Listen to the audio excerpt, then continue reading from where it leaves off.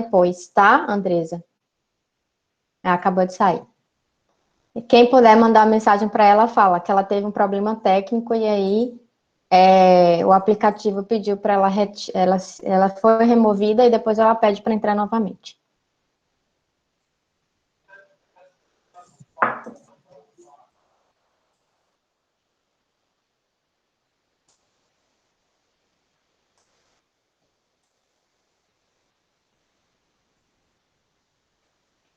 Bom, então, a gente viu nas aulas passadas, né, vários tipos de doenças linfoproliferativas, né, doenças neoplásicas das séries sanguíneas, né, então as doenças que a gente mais conhece como o nome de leucemias, né, que é vários grupos de entidades clínicas que estão associados com características neoplásicas, né, são, na verdade, cânceres de algum precursor da medula óssea, né.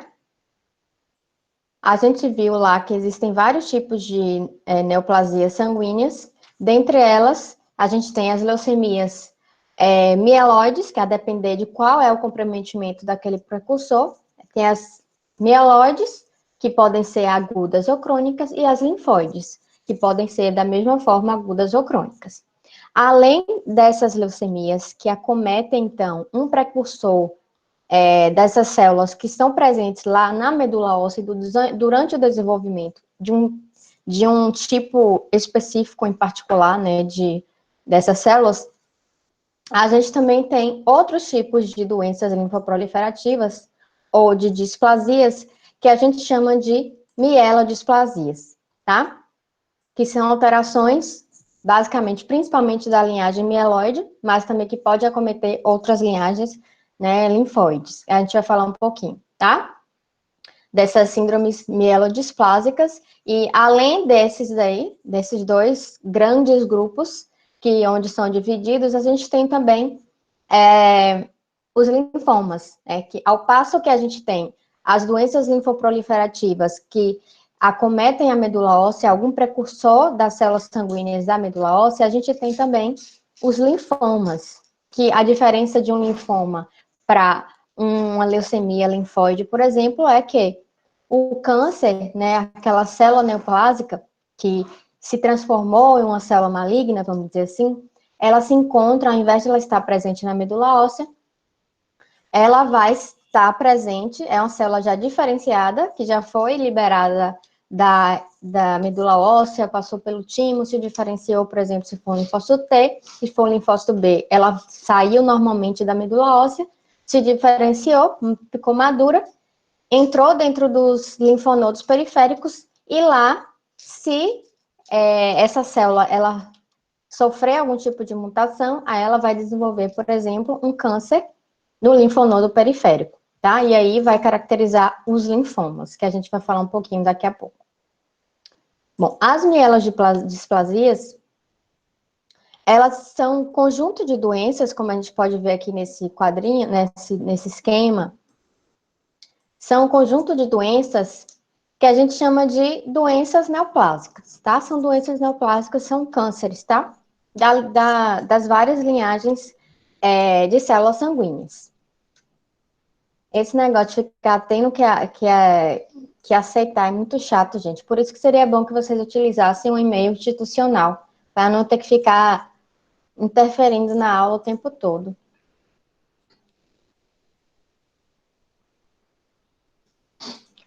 Bom, então, essas doenças que a gente vai falar agora vai ser a policitemia vera, mielofibrose e trombocitemia essencial.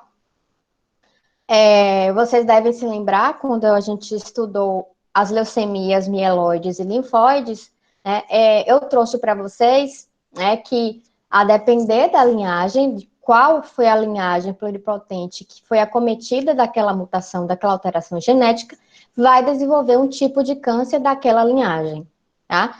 A policitemia vera é basicamente um câncer da linhagem eritroide, é como se fosse um câncer da linhagem das hemácias. A trombocitemia é essencial, como se fosse um câncer da linhagem dos trombócitos, né, dos oriundos das plaquetas, né, das células que dão origem às plaquetas.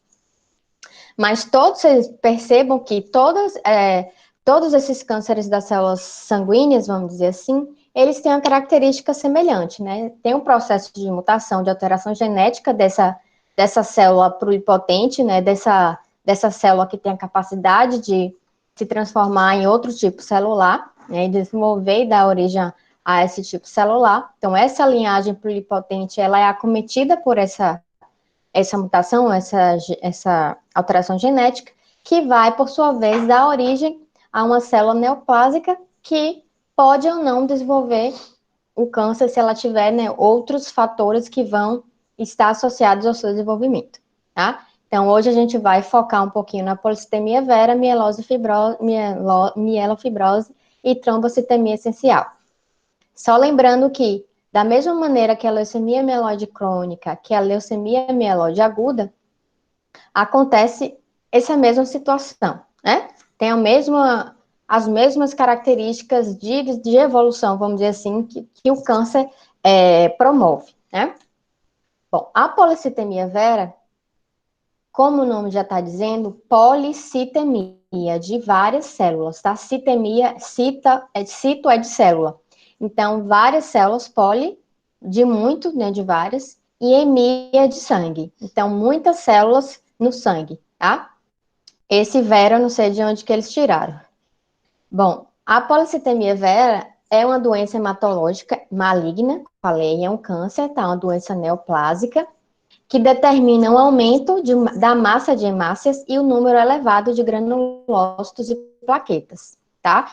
Então, apesar de ser um câncer primariamente que tem sua origem nas células eritroides, ela acaba aumentando também outros tipos celulares, como os neutrófilos no geral, né?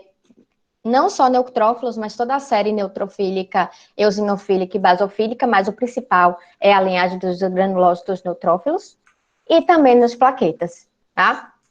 As possíveis causas para a ocorrência da policitemia vera, geralmente é um aumento da sensibilidade à eritropoetina. Então, você tem, claro, todas as células lá, eritroides, que estão presentes na medula óssea, eles têm receptores para esse hormônio, né, principalmente que vem da origem renal, né? Então, quando você tem uma baixa concentração de oxigênio, as células renais específicas da produção de eritropoetina, elas vão sintetizar esse hormônio e liberar na circulação, tá? Essa eritropoetina vai atuar lá a nível de medula óssea para sintetizar, ativar a síntese dos eritrócitos, tá? É esse o processo de ativação que a eritropoetina faz, através do seu receptor. Esse tipo de alteração genética que vai acontecer é um aumento da sensibilidade através desse receptor à eritropoetina. Então, basta ter pequenas concentrações de eritropoetina para a célula se ativar desordenadamente, né? Ativar o processo de proliferação exacerbado. E geralmente, mas isso daqui são suposições, ainda não tem nada determinado, tá? Geralmente os cânceres têm muito disso, né? Há muita sugestão, acredita-se que seja por causa disso, mas assim, não tem nenhum estudo específico e que realmente ateste que seja por conta dessa causa, mas assim, são causas muito prováveis, tá? Porque observam-se estudos, né, estudos de pesquisa avaliam que nesse tipo de tumor, de câncer, as células têm mais receptores para a eletropoetina que também são mais sensíveis a esse hormônio. Além disso, a gente tem um clone anormal neoplásico que apresenta o fator mutante no soro, que a gente pode investigar no soro, na verdade, os pesquisadores já encontraram, nesses pacientes com policitemia vera, tá? Então, são essas as possíveis causas para a ocorrência desse tipo de câncer. A incidência, no geral, é de 5 a 10 casos a cada 1.000 habitantes, mas esses dados aqui foram dos Estados Unidos, né? A gente tem poucos dados, né, epidemiológicos no país. A idade média em torno de 60 anos, como a maioria dos cânceres. A prevalência, a incidência é bem maior no sexo masculino. Para a polissemia vera, de 1,2, de 1 a 2 homens para cada uma mulher, tá? Com relação à sobrevivência, geralmente, como ele acomete pessoas mais velhas, né? Geralmente a evolução ela é um pouco mais lenta, então o paciente geralmente tem uma sobrevida média de 10 anos, tá? Depois que ele descobre que ele tem o diagnóstico da doença. E em cerca de 10% dos casos, há uma evolução para a leucemia aguda. Tá? O paciente apresenta essas características de policitemia vera e em algum momento essa policitemia vera ela acaba se modificando e vai se transformando em um clone de leucemia aguda. Então, esse paciente é uma diferençazinha em relação ao tipo de neoplasia. É uma transformação novamente. Com relação às características, né, de evolução dessa doença, então, o que é que acontece? Esse clone anormal, né, neoplásico, ele vai permitir, então, esse aumento da massa de eritrócitos. Então, você aumenta muito a quantidade de células eritroides que são formadas. Então, há um aumento exponencial das células eritroides, dos eritrócitos, das hemácias. É da mesma coisa que acontece com as leucemias, né? Na leucemia linfóide, que você tem um aumento exponencial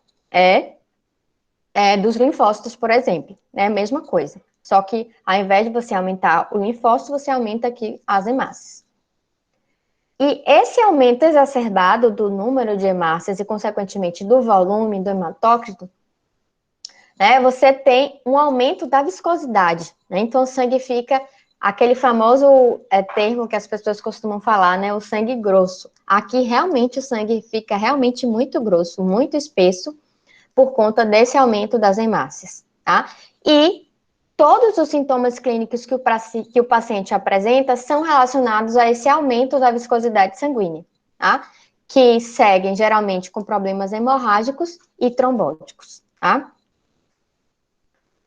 Então, a idade média prevalência é de 40 a 70 anos e os sintomas são basicamente relacionados a esse aumento da viscosidade. Como vocês podem observar aqui nessa figura, as hemácias ficam muito apertadas, né, dentro do vaso, porque tem muita quantidade de hemácia dentro desse vaso, né? Imagine em um vaso de menores calibres que esse movimento do sangue, né, o fluxo sanguíneo, ele não vai ser adequado. Então, as consequências clínicas são bastante lógicas, né? Se você não tem um suprimento adequado, se o fluxo de sangue ele não acontece de maneira adequada, com a velocidade que é necessária, então, principalmente nas extremidades, você pode ter várias consequências, os sintomas, né, os sinais. Por exemplo, essa pletora facial. Pletora facial é quando a pessoa tem aquela vermelhidão aqui, principalmente aqui ao redor da bochecha, né, no rosto, ou então nas extremidades, que a pessoa fica cianótica, né? Então, há uma cianose com cor de vinho, porque o sangue ele não está circulando de maneira adequada, porque ele está muito grosso, tem muita célula, é um material muito celular. Ao invés de você ter mais quantidade de líquido dentro do sangue, você tem mais célula, né? Então, isso vai conferir uma hiperviscosidade. Além disso, o paciente apresenta também uma hepatomegalia discreta, porque a hepatomegalia e a esplenomegalia, que estão associados principalmente o baço, vai aumentar porque tem muita hemácia para poder fazer a hemocaterese, né? O metabolismo das hemácias e retirada das hemácias ali da circulação. Então, por conta disso, o baço fica gigante e junto com ele também, em 50% dos casos, pode acontecer também o aumento do fígado. Tá? Então, o paciente pode ter uma distensão abdominal nesse caso. Então, por conta da hiperviscosidade, como eu falei, a pessoa tem a pletora aqui no rosto, geralmente, a sensação de calor nas extremidades, por conta mesmo do sangue, né? Cefaleia, a mesma característica quando a gente tem um processo de inflamação. Vocês se lembram lá dos 4 sinais cardeais da inflamação, né? Dor, rubor, calor, edema. Então, esse calor é por conta da chegada do sangue, né? O sangue, ele traz essa característica, né? De calor, de edema ali, naquele local. E cefaleia também. E uma outra característica é que o paciente, ele apresenta sinais de hipermetabolismo. Então, ele vai ter anorexia, ele tem perda de peso, a cianose, como eu já falei, por conta dessa dificuldade, né, de oxigenação. Acidente vascular trombótico, por conta dessa dificuldade na circulação, hipertensão arterial e fenômenos hemorrágicos. Aí vocês vão me perguntar, professora, como é que tem trombose e hemorragia ao mesmo tempo? É muito contraditório, né? Você ter trombose e hemorragia. Porque, como eu falei lá do início, o paciente não tem só alteração na série eritrocitária. Ele também tem plaquetose e também tem neutrofilia. Tá? Então, essa plaquetose, esse aumento das plaquetas, não necessariamente quer dizer que as plaquetas são funcionais. Né? As plaquetas, apesar de em maior número, elas podem não funcionar adequadamente. E, por conta disso, o paciente pode ter fenômenos hemorrágicos. Além do que, todo o processo de circulação está alterado nesse paciente, né? E você não tem todos os fatores de coagulação necessários ali naquele ambiente para poder realizar a coagulação sanguínea, normalmente. Quais são os achados laboratoriais? Então, basicamente, a gente tem um aumento muito exagerado de hemácias, tá? Ó, pode chegar até 12 trilhões a 15 trilhões de hemácias. Então, é um negócio absurdo. Os eritrócitos podem ser normais ou microcíticos, né? Pode evoluir das duas maneiras. E, geralmente, é uma diminuição da eritropoetina plasmática para compensar esse excesso de eritrócitos, tá? O rim, ele acaba diminuindo essa secreção dessa eritropoetina por conta desse excesso de células. A hemoglobina também, consequentemente, aumenta, né? Já que tem um aumento exacerbado das células, você acaba aumentando também o percentual de hemoglobina, 18 a 24, aumenta hematócrito.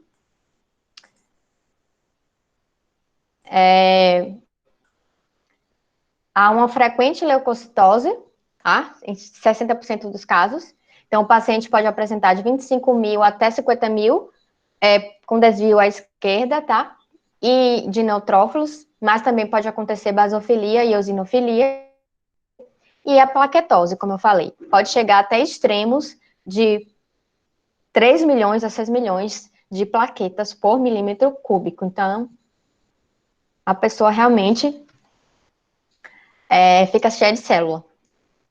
Então, os achados ainda com relação aos achados laboratoriais, nesse caso, quando a gente utiliza um tipo de corante para sinalizar a presença da fosfatase alcalina, que está presente nos neutrófilos, ela está aumentada, né, já que você tem aumento, tem a neutrofilia, e o diagnóstico diferencial para a gente excluir as outras causas de policitemias, ou seja, policitemias secundárias. Por quê? A policitemia vera é a policitemia primária. A causa primária é o processo neoplásico. Mas existem situações que podem mimetizar uma policitemia ou dar origem a um quadro de policitemia.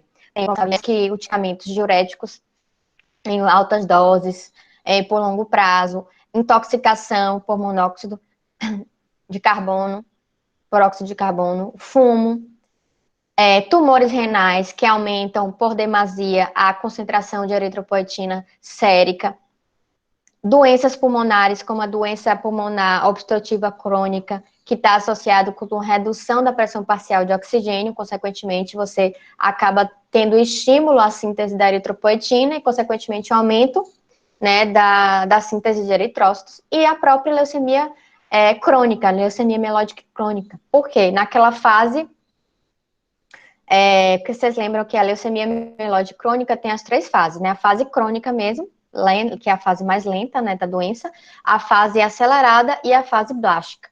Então, pode mimetizar uma dessas fases, né, e até confundir. Numa dessas fases você tem uma fase de policitemia na própria LMC. Aqui são algumas anormalidades que já são referenciadas na literatura, que já são bastante associadas com o desenvolvimento da policitemia vera. Então, 25% dos pacientes que são diagnosticados com policitemia vera, eles apresentam trissomia do cromossomo 8 e 9 e a deleção no cromossomo 20, no braço curto do cromossomo 20, tá? Cerca de 85% dos pacientes, eles também transformam para leucemia aguda, esses que têm esse tipo de alteração. E aí vocês me perguntam o que é que faz com esse paciente? Qual o tipo de terapêutica, né? Basicamente, o paciente ele vai ter que sofrer uma sangria, ou seja, vai ter que fazer como se fosse uma doação sanguínea, só que compulsória, né? Então, se retira o sangue do paciente mesmo, e quimioterapia, né? Para tentar eliminar esse clone neoplásico aí, né? De hemácias neoplásicas, tá? Basicamente é isso. Aqui só alguns esfregaços que a gente pode observar. Basicamente, a gente só tem hemácia nos campos, né? E é um processo que às vezes é até difícil a gente fazer um esfregaço sanguíneo de um paciente com policitemia vera, porque essa viscosidade sanguínea dificulta pra caramba você fazer o esfregaço, tá? Bom, agora vamos falar um pouquinho sobre a trombocitemia essencial. Eu falei de policitemia, agora é a trombocitemia. Então, vocês imaginam que é citemia a mesma coisa, aumento celular. Então, o aumento celular dos trombócitos, ou seja, da linhagem plaquetária. Tá? É uma proliferação anormal dos megacariócitos, né? Os megacariócitos, vocês sabem, são as células que dão origem às plaquetas, né? Então, essa proliferação anormal desses megacariócitos com a trombocitemia e fenômenos tromboembólicos e hemorrágicos é o conceito de trombocitemia essencial, tá? Essa entidade clínica, na verdade, existe uma dificuldade na literatura, né? Na verdade, na clínica médica, vamos dizer assim, que essa doença ela não se constitui em si uma entidade clínica definida totalmente, né? Assim, a gente não tem critérios morfológicos tão definidos ou citogenéticos como a gente tem, por exemplo, na polissemia vera, na leucemia mieloide aguda, crônica, como a gente tem lá na aguda, o cromossomo Filadélfia, né? Como a gente tem nos linfomas, né? A presença das células Reeds, que a gente vai ver daqui a pouco. Então, a gente não tem esses critérios tão estabelecidos, tá? Então, é um pouco mais difícil a gente poder caracterizar clinicamente, né? Mas, assim, acredita-se, né, os estudiosos, que a via patogênica a via que dá a origem, né, a causa da doença na polissemia vera é semelhante à da trombocitemia essencial, tá? A epidemiologia 1 a 2,5% casos a cada 100 mil habitantes, isso para os Estados Unidos, mas acredito que no Brasil não é muito diferente. A idade também da quarta década em diante, vocês percebam que essas doenças mais crônicas, gente, né, como as leucemias mieloides crônicas, linfóides crônicas, as mielodisplasias, elas acometem mais pacientes a partir da quarta ou da quinta década de vida. Então, realmente são doenças associadas com a idade, né? E a gente já sabe, já é muito sabido que os cânceres realmente eles aumentam com o passar dos anos, porque as células vão envelhecendo, né? O processo de envelhecimento celular, ele propicia aquelas alterações, né, genéticas, porque os metabolismos, as estratégias de controle celular, né, dos oncogenes, os fatores de transcrição anti-oncogênicos, eles ficam mais passíveis de erro, né, de não funcionar adequadamente, e aí, consequentemente, pode dar origem a processos neoplásicos, né, e, além disso, também, pacientes mais velhos, eles acabam acumulando, né, muito mais fatores de risco durante a vida toda, né? Então, você tem um acúmulo e isso pode também contribuir para a evolução dessas doenças aí neoplásicas. Assim como a polissemia vera, vocês percebam que a evolução, a sobrevivência média varia entre 10 a 15 anos, tá? Então, o paciente que tem, por exemplo, 50 anos, se ele descobrir, ele vai viver até 70, 80 anos normalmente, tá? Geralmente, essas doenças demandam tratamento, mas não necessariamente é tão grave, por exemplo, um tratamento que exige um tratamento agora, imediatamente, né? Diferente da leucemia aguda, né? A não ser alguns casos específicos de gravidade maior que precisa de manejo imediato. As características clínicas da trombocitemia essencial como a mesma coisa, a questão da idade, só que aqui ela é igual tanto para homem quanto para mulher, ela atinge a mesma proporção de ambos os sexos, né, os gêneros. Geralmente, um terço dos pacientes, eles não apresentam sintomas, então, é o acaso, é como se fosse uma leucemia crônica, o paciente está fazendo um exame de hemograma normal, sem nenhum sintoma, e acaba descobrindo que ele tem uma trombocitemia essencial. E 5% dos casos podem evoluir para leucemia aguda também, né? Vocês percebam que sempre pode ter um percentual de evolução para leucemias agudas. Nesse caso, ele não se observa hepatosplenomegalia, porque a gente sabe que a esplenomegalia está muito mais associada à linhagem eritroide, né? Como a gente viu na policitemia vera. Então, oxe, está repetido esse slide. Aqui é só duas figuras demonstrando, né, os processos trombóticos, né, que podem acontecer principalmente em membros inferiores também, assim como na policitemia vera, na trombocitemia essencial também pode acontecer esse tipo de acometimento clínico, tá? No laboratório, o que é que a gente vai encontrar? O que é que a gente espera encontrar? Plaquetose, óbvio, né, acima de 1 milhão de plaquetas, e geralmente elas têm formas alteradas, tá? Então, tem uma displasia na forma delas, então são formas gigantes ou bizarras. A anemia microcítica hipocrômica, então doença parecida com a anemia ferropriva, né? Leucocitose, tá? Mas não aumenta tanto, de 15 a 40 mil. A presença na medula, né? Quando faz a punção da medula ou a biópsia, é observada a presença de megacariócitos, micro ou megas cariócitos, então você tem uma proporção de células megacariocíticas em vários estágios de desenvolvimento, e alguns pacientes evoluem para um quadro de mielofibrose, que a gente vai ver daqui a pouco, ou leucemia mieloide. Então, vocês percebam que todos têm a possibilidade de transformação para uma leucemia aguda, tá? Bom, o diagnóstico diferencial sempre tem que se fazer, né? Então, deve-se excluir a possibilidade de trombocitemia reativa, tá? Por outras situações, outras proliferações clonais. Então, geralmente, a contagem de plaquetas, né, obrigatoriamente tem que estar acima de 600 mil para ser considerada trombocitemia essencial. Tem que se fazer, tem que se observar na medula óssea, então tem que fazer um aspirado da medula óssea, tá? Para poder comprovar esse diagnóstico. Então, na medula óssea, o que é que deve conter para a gente caracterizar, né, como um indivíduo portador de trombocitemia essencial? A hiperplasia, ou seja, aumento do número, né, das células da linhagem megacariocitária, no aspirado ou na biópsia, tá? E a trombocitose reativa tem que ser negativa para outras doenças, né? Doenças infecciosas ou inflamatórias que podem cursar com esse aumento aí das plaquetas. Neoplasias também e a própria esplenectomia. Depois que você retira o baço, você pode ter uma resposta dessa. Tô achando que é alguma pergunta quando eu venho. Lucas dando boa noite. Ai, Lucas, você é demais, viu?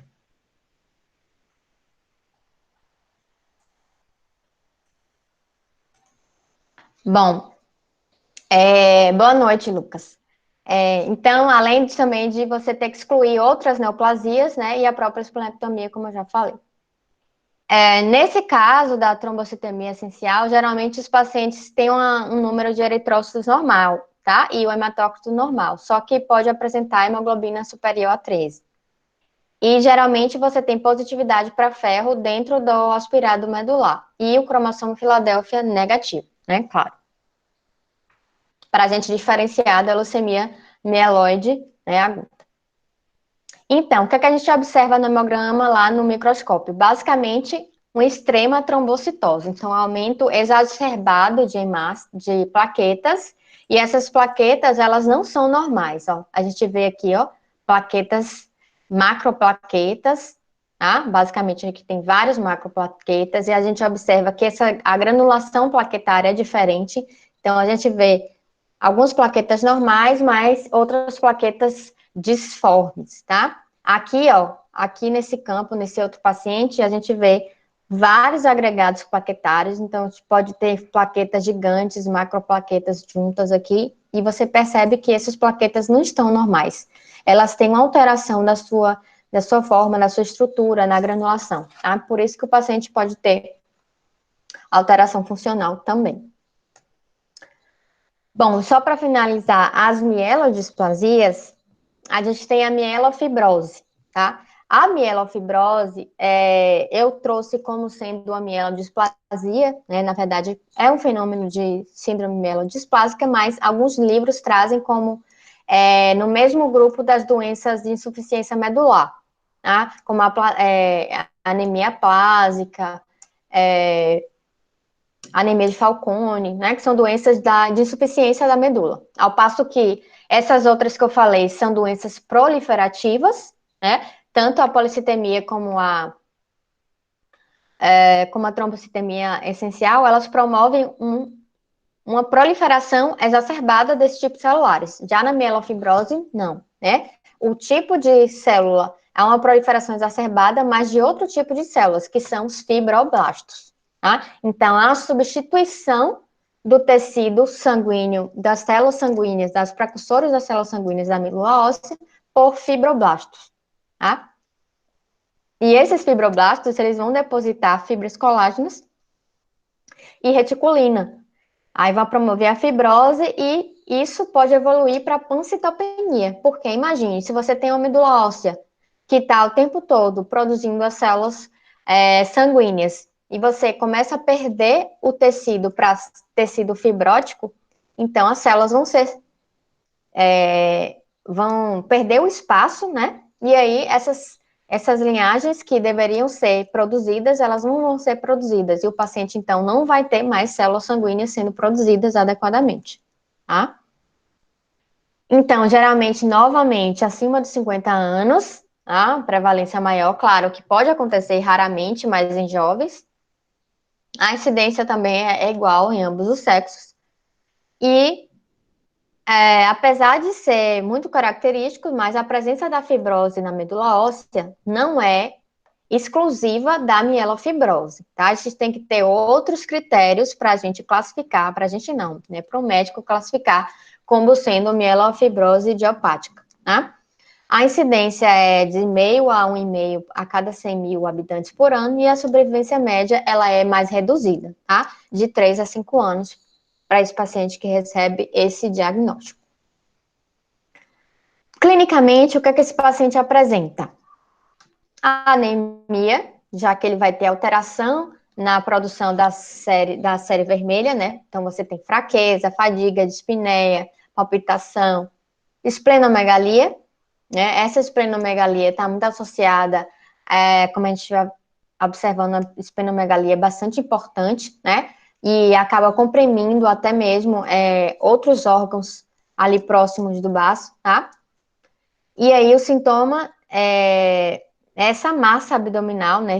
O sinal clínico seria essa massa abdominal, esse peso abdominal, né? Que pode ter, que esse paciente apresenta.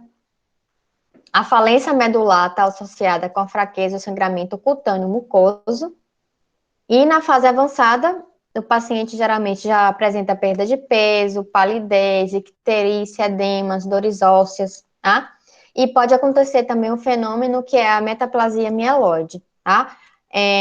Que geralmente o paciente dá o processo de metaplasia é aquele que a gente já conhece, tá? Uma transformação de um tipo celular em outro, isso principalmente acontece nos rins, nas vias urinárias e na cavidade abdominal, né? No peritônio. Então, existem algumas fases dessa mielofibrose. Basicamente, são duas, tá? A fase pré-fibrótica, que é antes de ocorrer essa substituição, né, das células fibroblásticas, ou que é a mesma da fase celular, é semelhante à LMC, então é muito difícil a gente diferenciar uma da outra. E a fase fibrótica, que é aquela fase em que você tem a falência mesmo da medula óssea na produção das células sanguíneas. E aí, nessa fase aqui, pode acontecer também uma transformação para leucemia aguda em 5 a 30% dos casos. Uma característica que é importante é que pacientes com essas doenças com esse tipo de doença, pode permanecer saudável, né, sadio, assim, visualmente, né, por anos, tá? E aí, em estágios mais avançados, é que ele vai apresentar febre, perda de peso, sudorese. Aí, geralmente, é nessas situações é que você consegue identificar a doença, né? E aí que às vezes pode ser tarde demais, né? Os achados laboratoriais, basicamente, o paciente tem anemia com anisocitose, tá? Pequilocitose também, então tem formas anormais, principalmente a presença dos dacriócitos, que são aquelas células em lágrima. Policromatofilia, então você tenta ter uma ativação para a produção das células eritroides, mas em outro local, tá? Então a gente vai falar daqui a pouco. Então existe uma hematopoiese extramedular, então o organismo tenta compensar produzindo essas células em outro local, principalmente no baço, tá? Então, você vai observar policromatofilia com presença de reticulócitos e frequentes eritroblastos no sangue periférico. A leucocitose pode variar, mas geralmente tem desvio à esquerda e presença de blastos é muito raro. As plaquetas têm contagem variável de plaqueta, mas geralmente tem formas gigantes e bizarras. E a punção da medula óssea, uma característica que é muito observada quando vai se realizar a coleta, é que a punção ela é seca. Por quê? Porque a medula óssea ela vai estar seca mesmo, porque ela vai estar fibrótica, né? Então você tem uma substituição desse tecido que é normalmente viscoso, é semi-líquido, vamos dizer assim, e aí você passa a ter uma medula que não é mais, não tem mais a mesma característica. Então eles chamam na literatura de punção seca, né? E na biópsia, o que vai ser observado é a fibrose colágeno em 70% dos casos. Então, aqui, um esfregaço sanguíneo, né, a gente pode perceber, então, a presença de numerosas células aqui, com vários tipos de tamanhos, né? Então, você tem uma anisocitose claramente aqui nesse campo, e a presença de dacriócitos, ó, várias células dacriócitos aqui. E outros esferócitos, né? Você tem uma alta pequilocitose e anisocitose nesse campo. Aqui o exemplo da hematopoiese extramedular, né, que pode, nesse caso, acontece no baço. Então, por isso que às vezes o baço está aumentado, tá?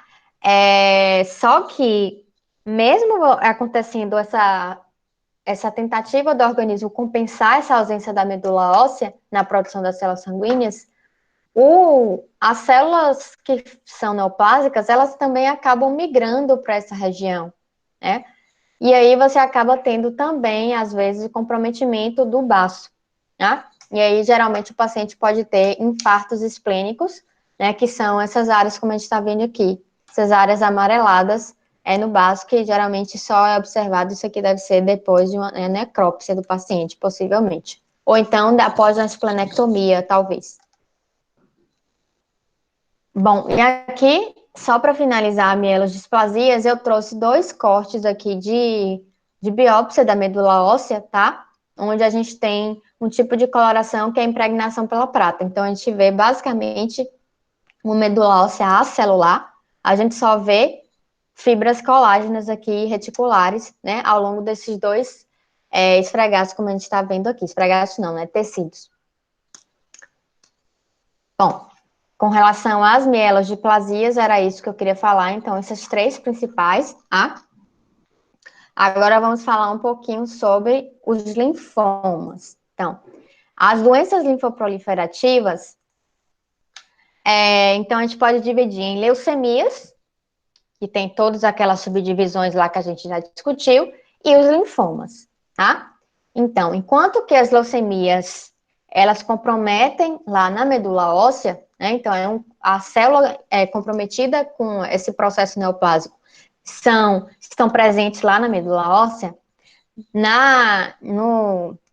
Nos linfomas, não ocorrem da mesma forma, né? Na verdade, um linfoma é um tumor sólido. Como a gente viu, as leucemias não formam aqueles tumores que a gente já está acostumado, né? A entender, a conhecer os cânceres no geral, que são tumores, né? São nódulos, são cistos tumorais. Então, é uma massa mesmo, né, celular, é uma massa mesmo de célula, de tecido, que está associado com aquele processo neoplásico. Nas leucemias é diferente, né? A gente viu aqui ao longo das nossas aulas que, na verdade, um precursor aumenta somente a quantidade de células, mas não chega a formar um tecido tumoral, não há um crescimento, vamos dizer assim, localizado, né, daquelas células, porque na medula óssea aquelas células vão ser produzidas e liberadas na circulação sanguínea. No processo de linfoma é diferente, tá? Então, ocorre realmente um tumor sólido de linfócitos, tá? Então, quem são as células que são neoplásicas aqui nesse caso? Os linfócitos. Então, se alguém perguntar para vocês o que é o linfoma, você vai dizer que o linfoma é um câncer de linfócitos, tá? Então, esses linfócitos que são neoplásicos, né, eles vão se desenvolver naquele ambiente extramedula, que é principalmente lá nos órgãos linfóides periféricos, os linfonodos, tá? Então, alguns tipos de linfomas, eles podem também evoluir para formas leucêmicas, né? Sempre tem isso, né? Os tipos de câncer do sangue, vamos dizer assim, eles sempre têm essa possibilidade de evoluir para leucemias, tá?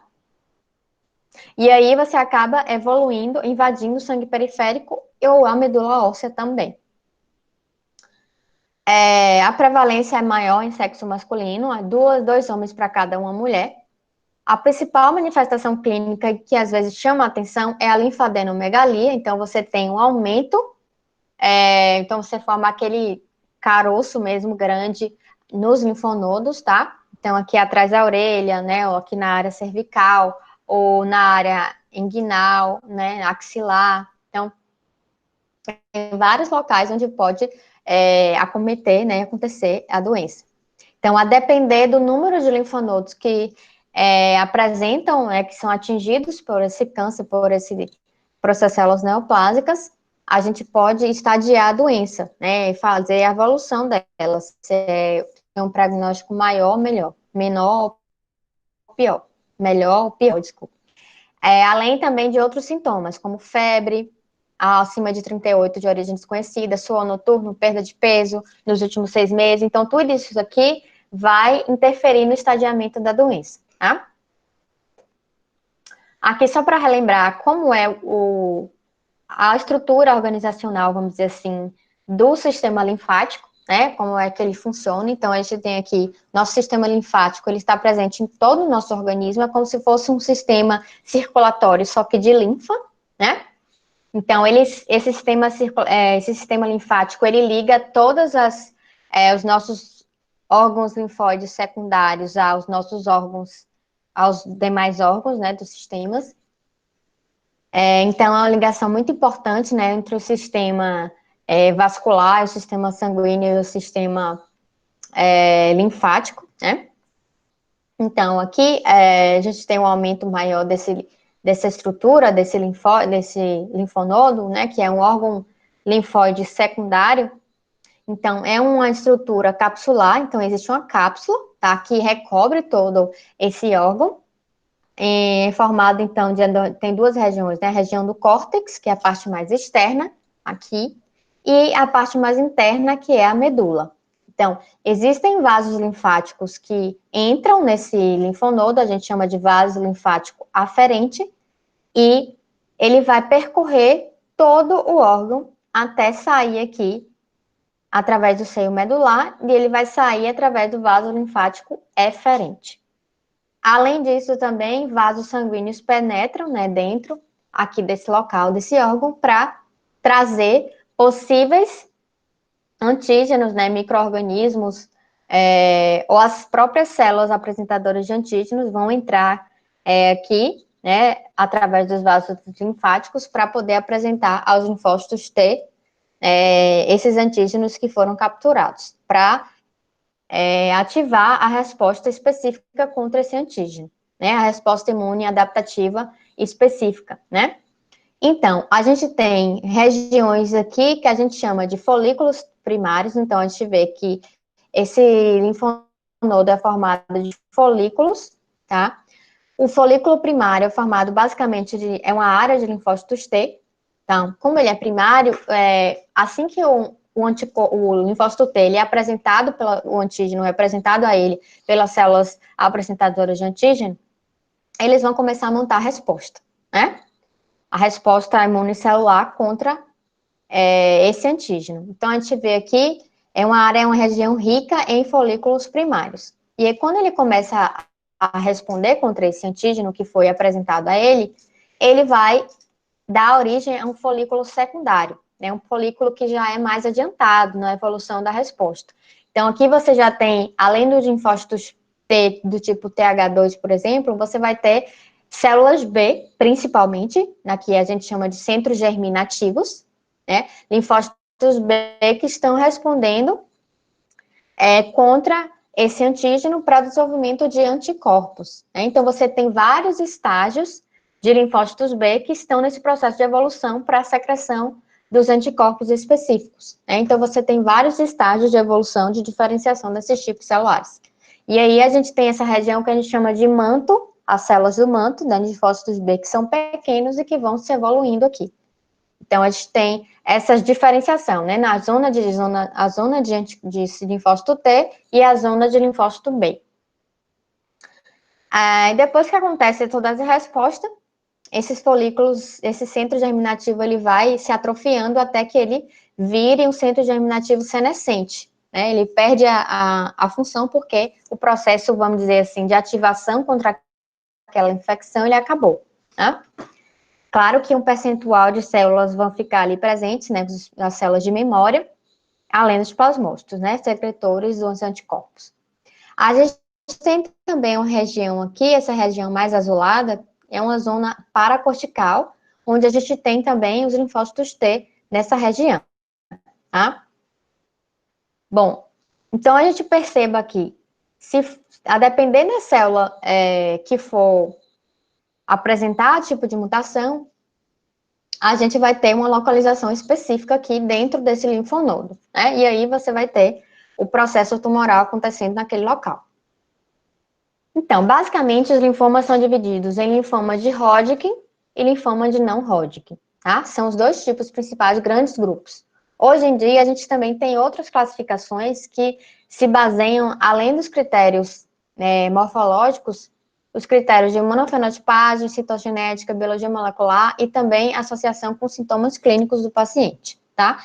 Para completar e fechar realmente o diagnóstico do paciente.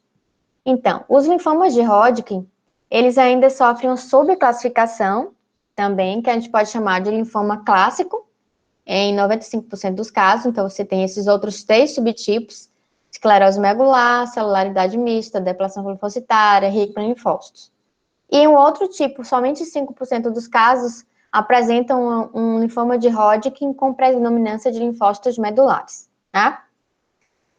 A gente vai falar um pouquinho agora sobre o linfoma de Hodgkin. Por que Hodgkin? Foi quem descobriu a doença, tá? Então, o linfoma de Hodgkin é a neoplasia de linfócito B. Então, novamente, as doenças neoplásicas mais prevalentes, né, as doenças linfoproliferativas mais prevalentes são as de linfócitos B, tá? Foi descrita em 1832 por esse pesquisador aí, Thomas Hodgkin. Anos mais tarde, outros pesquisadores, Reed e Sternberg, descobriram as células que estão muito associadas a esse quadro, né, que são presentes nesse tipo de linfoma, que são as células de Hodgkin e as células de Reed e Sternberg, tá? Quais as características dessas células que a gente vai observar na biópsia do linfonodo, né? Claro, a gente não vai observar isso no sangue periférico, tá, gente? Porque o linfoma é um tumor sólido, então as células ficam ali localizadas, tá? Existe a possibilidade dele atingir a circulação e acabar invadindo outros tecidos, tá? Mas, por conceito, essa célula vai ficar ali localizada naquele linfonodo. Então, além disso, há uma especulação, na verdade, de que a presença do vírus Epstein-Barr, né, em mais de 50% dos casos de linfoma de Hodgkin, pode estar associado com o desenvolvimento da doença. Não se sabe exatamente, mas sugere-se esse papel. Tá? Bom, só para mostrar mais detalhadamente aqui as duas células mais importantes, né, que a gente vai observar no esfregaço no corte, né, da medula óssea, desse paciente, da medula óssea, não, desculpe, do linfonodo. Então, a célula de Hodgkin, na verdade, a célula de Hodgkin e a célula de Reed são as células neoplásicas responsáveis, né, pelo tumor, tá? Então, a gente vê, a célula de Hodgkin é uma célula mononuclear grande, né, geralmente é um linfócito B grande, enquanto que a célula de Reed, ele tem algumas características, né, eles chamam de essa célula de olho de coruja, né, fica parecendo um olho de coruja, segundo eles. Então, também são essas células grandes, podem ser multinucleadas, geralmente, né? Aqui tem 2 núcleos, mas pode ter mais, geralmente bilobulado. Nucleolos evidentes e bastante eosinofílicos, e tem essa característica aqui, que ele tem esses espaços em branco, que são formados de vesículas, que dá essa característica a esse aspecto de olho de coruja, tá? Também são células originárias, né, das células B, dos linfócitos B, que apresentaram mutação durante a ativação dessa célula, ocorreu uma mutação no gene da imunoglobulina, ou seja, do gene que geraria o anticorpo.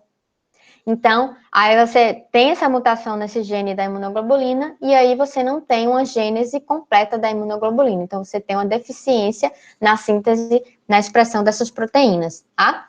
Também tem alteração a nível de expressão de HLA da classe 1, tá? E frequentemente há também mutações no gene da proteína beta-2 microglobulina, tá? Que é uma importante proteína que está presente no plasma da gente. Então, quais os sintomas? Linfadenomegalia, é muito comum para todos os linfomas, tá? Esses linfonodomegalias, essas alterações, vamos dizer assim, clínicas, geralmente ela é firme, né? É um tumor sólido, firme, que é indolor à palpação, tá? E geralmente ele fica bem separado, então fica bem localizado e bem separado, né, naquela região. Em 50% dos casos, o paciente apresenta esplenomegalia, e geralmente pode estar acompanhada também com aumento do fígado, tá? Em 10% dos casos, então, ocorre essa migração, uma das células tumorais acaba metastizando, né, acaba atingindo os vasos linfáticos eferentes, e aí cai na circulação sanguínea, e aí pode, por exemplo, entrar para dentro do mediastino, né, do espaço dessa cavidade, né, mediastinal, mas é muito mais comum ocorrer no subtipo da esclerose medular e em mulheres jovens, né, esse tipo de invasão. Também pode ocorrer derrame pleural, né, pode provocar alteração a nível pulmonar e a obstrução da veia cava superior, se eles atingirem esse local, tá? Ainda pode atingir, em 10% dos casos, pode evoluir para um linfoma de Hodgkin cutâneo. Então, se essas células malignas aí, se esses linfócitos B alterados, eles atingirem, por exemplo, a pele, alguma região da pele, ele pode desenvolver o câncer naquele local também, tá? Mas, geralmente, essa situação é uma complicação, né, de uma doença mais avançada, e nesse caso o paciente geralmente apresenta vários sítios acometidos ao mesmo tempo. Então, quando o paciente apresenta uma doença que está disseminada, né, na verdade é uma metástase, tá? Aí ele apresenta sintomas mais sistêmicos, como perda de peso, suor noturno, fraqueza, fadiga, anorexia e a caquexia, tá? O paciente acaba entrando num processo catabólico bastante agressivo. E no laboratório? Então, se o paciente não apresentar aquele quadro sistêmico, se não houver metastização desse câncer, né, desse linfoma, O hemograma, ele é muito inespecífico, e às vezes ele está normal, na verdade, né? O geral, ele vai estar normal. Às vezes pode acontecer, nos casos de disseminação desse câncer, é uma neutrofilia, né? Com aumento com desvio à esquerda. Né? E às vezes pode até acontecer o aumento de eosinófilos também. E geralmente o paciente tem um aumento do VHS, tá? Da velocidade de sedimentação. E as hemácias enrolou, que é aquelas hemácias que ficam juntinhas, parecendo um empilhamento, né? Parecendo um empilhamento de células, parecendo moedas, né? Ou parecendo um rolinho de telefone, o fio. Anemia hemolítica autoimune também pode acontecer em situações anteriores ou durante a evolução da doença, e também a púrpura trombocitopênica aguda, tá? Como se fosse um momento transitório, doenças transitórias que podem surgir na evolução clínica do linfoma de Hodgkin. Geralmente, o paciente também tem aumento dos marcadores inflamatórios, como a PCR, LDH, ferritina pode ser normal, um pouco aumentada. O ferro pode ser menor ou tem concentração diminuída, e também a saturação do transferrino. Pode acontecer a pancitopenia, mas somente se a medula óssea for comprometida. Aí sinaliza para um quadro mais grave, que houve metástase, que acabou comprometendo a geração das células sanguíneas lá da medula óssea, e você acaba diminuindo todas as séries. Aí você tem anemia, neutropenia, né, leucopenia no geral, e plaquetopenia. E sempre a gente tem que lembrar do diagnóstico diferencial, porque não é tão específico, né? Um quadro desse aqui no laboratório pode acontecer em várias outras doenças, tá? Então, o diagnóstico diferencial é o quê? Biópsia. Sempre a gente tem que comprovar o câncer através de biópsia, tá? Nesse caso, vai ser a biópsia do linfonodo, né? Então, vai se avaliar histologicamente lá as características celulares. Então, a gente vai observar a célula maligna principal, que é a Reed-Steinberg, e a célula de Hodgkin, além também de outras células inflamatórias que vão acompanhar, porque vocês devem se recordar, uma célula neoplásica, ela perde as características próprias, né? Então, é como se fosse uma célula estranha. Então, o sistema imune, ele vai reconhecer contra essas células. Então, eles vão responder e tentar conter esse processo aí de invasão por essas células. Então, por conta disso, ocorre esse processo inflamatório agudo e pode evoluir para crônico, tá? Então, além da avaliação histológica, existem também a possibilidade de avaliar citogeneticamente. Então, você determinar qual é o tipo de alteração genética, o cariótipo, através do cariótipo desse paciente, e a imunofenotipagem, né? Que ela vai caracterizar o tipo de linfoma, né? Por exemplo, no linfoma de Hodgkin, há a presença dessas duas células, como a gente já falou, e essas células, elas têm positividade para o marcador CD30 e o CD15, tá? Então, os anticorpos monoclonais da imunofenotipagem estão presentes aqui no CD30 e CD15. E elas são negativas para marcador de célula B. Apesar de ser uma célula B, ela perdeu a característica de célula B, que é CD19, né, CD21. Então, eles não apresentam esses marcadores de diferenciação das linfócitos B, mas eles apresentam a positividade para CD30 e CD15. Isso eu já falei. Então, vocês veem que é muito importante a imunofenotipagem, porque você vai dar certeza e segurança de qual é o tipo de linfoma. Outra coisa que é importante também é para o tratamento, né? Porque eu venho falando com vocês ao longo dessas aulas que, a depender do tipo de câncer, você pode ter um tratamento mais adequado. Inclusive, que nesse caso aqui do linfoma de Hodgkin, o tratamento vai ser quimioterapia mais radioterapia, né? E essa quimioterapia geralmente pode estar, como hoje em dia a gente já tem uma maior acessibilidade aos imunobiológicos, então a gente tem um anticorpo monoclonal anti-CD30 e anti-CD15.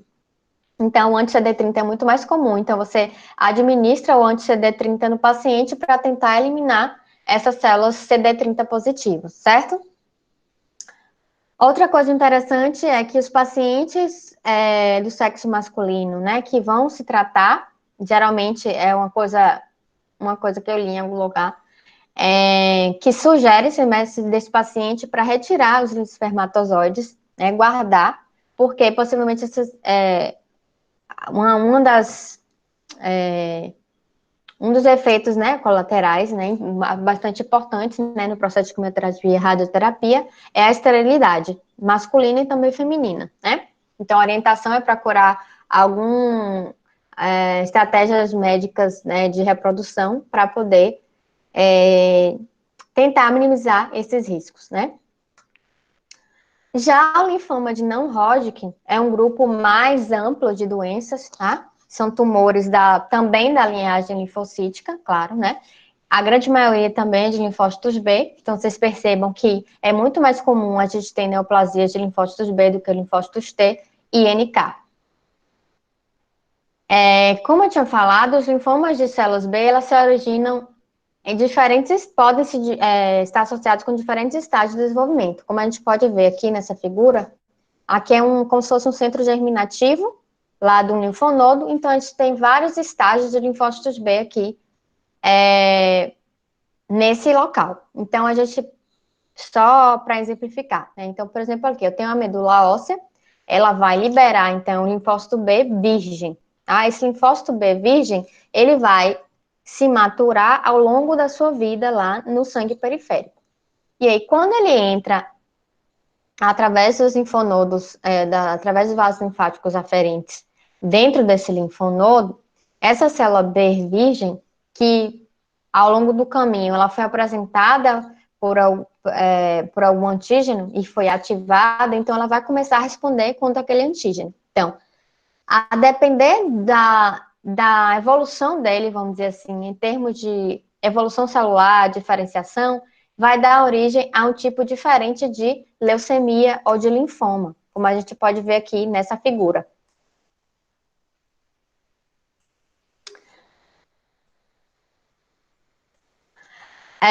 Então, por exemplo, se essa célula B estiver presente aqui nessa região do manto, a gente vai caracterizar como leucemia linfocítica crônica, né? Dá origem geralmente à leucemia linfocítica crônica. Se for aqui dessas células que está associado com a mudança de isotipo na imunoglobulina, com aquelas mutações, que é aquele caso do linfoma de Hodgkin, vai dar origem a linfoma difuso de células grandes, né? Se for aqui, essa célula aqui vai dar origem a linfoma folicular. Se for linfócito B presente aqui nas células do manto, dá origem a linfoma das células do manto. E assim sucessivamente. Se for aqui na região da zona marginal, é o linfoma da zona marginal. Então, hoje é o critério mais atual para a gente classificar as neoplasias de linhagem dos linfócitos B. Tá? Porque a gente, na verdade, extrapola essa classificação geral de Hodgkin e não Hodgkin, né? Então, é um grupo variado de doenças que podem ser neoplasias altamente proliferativas e fatais ou tumores mais tolerados que respondem melhor ao tratamento. Então, a gente tem tumores, linfomas de alto grau, que geralmente eles são agressivos, então você demanda um tratamento imediato, só que geralmente eles respondem melhor ao tratamento e o paciente muitas vezes é curado. Já os linfomas de baixo grau, eles são de evolução mais lenta, mas assim, o tratamento, por vezes, ele não é eficaz, né? E o paciente não tem uma boa resposta, tá? Bom, no laboratório, como a gente vai classificar esse tipo de linfoma? Sempre através da biópsia, tá? A avaliação histológica, também a citogenética e a imunofenotipagem. E quando ocorre a invasão da medula óssea, claro, vai ter a pancitopenia normal, né, que a gente já está acostumado. E aí, nesse caso, quando há sugestão de invasão da medula, normalmente solicita-se a biópsia, né, da medula, para comprovar, né? E, em alguns casos, as células do linfoma, elas vão circular na corrente sanguínea. Aí, hipoteticamente, a gente pode encontrar lá no esfregaço do sangue periférico células da zona do manto linfoma folicular clivado ou blastos, tá? Mas é muito raro. Geralmente há um aumento da lactacodeshidrogenase e do ácido úrico, geralmente nos casos naqueles casos de alto grau, e também o aumento de algumas proteínas, né, das paraproteínas na eletroforese de proteínas. E sempre fazer o diagnóstico diferencial, principalmente com HIV, né, por conta da pancitopenia, algumas alterações com relação às células linfóides, aos linfócitos circulantes. E a análise citogenética também é importante para avaliar o prognóstico, a resposta ao tratamento e o tipo de tratamento a que o paciente vai ser submetido. É sempre assim, tá? Hoje, com a evolução das tecnologias que a gente tem hoje, a gente consegue utilizar vários tipos de imunobiológicos, né? Que são específicos para determinados tipos de tumores, tá? Basicamente, falam bastante, né? Então, a gente encerra hoje essa parte de neoplasias sanguíneas, tá? Embora eu ainda vou passar para vocês um estudo, um artigo sobre mieloma múltiplo, tá? Que vai fazer parte da atividade processual. Então, eu vou colocar lá no Google Class, né? Para vocês, eu ainda estou analisando, na verdade, é um artigo. Eu vou ver o que é que a gente vai fazer, porque, na verdade, eu queria discutir com vocês, mas eu acho que não vai dar, porque a gente só tem mais 2 encontros até a nossa prova. Então, eu ainda estou vendo como é que eu vou fazer para a gente fazer essa atividade processual, mas, de qualquer forma, nas próximas aulas, a gente vai falar basicamente sobre a parte das plaquetas e a homeostasia plaquetária no geral, tá? Homeostasia e coagulação. É isso, eu tenho que desligar porque eu também tenho aula daqui a pouquinho. Na verdade, já era para ter até começado. Mas